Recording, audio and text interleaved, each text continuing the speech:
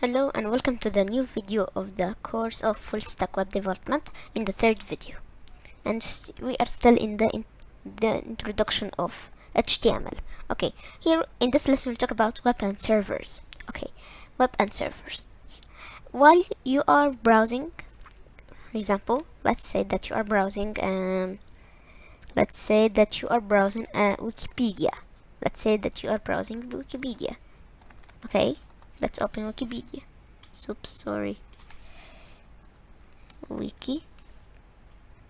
Let's say that you are browsing here Wikipedia. Okay, let's say that you are browsing it. For example, you are reading articles. Okay, you are reading some information.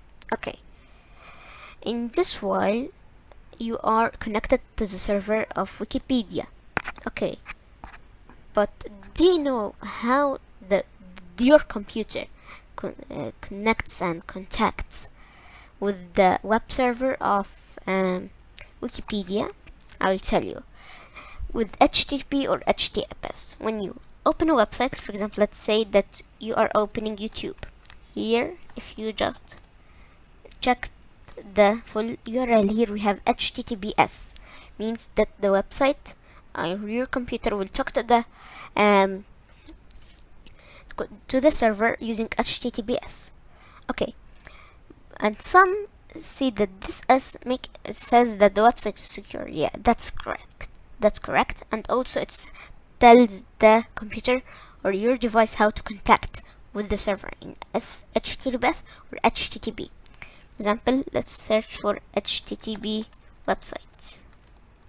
Example. Okay, I don't know, for example. Okay, so here we have, if we just go to here, example, just a minute, www.example.com. okay, so this website is secure. I don't know, but I cannot. Okay, so here, check here we have HTTP, means the computer or your device will talk in HTTP, not HTTPS, and this means it's not secure, not encrypted.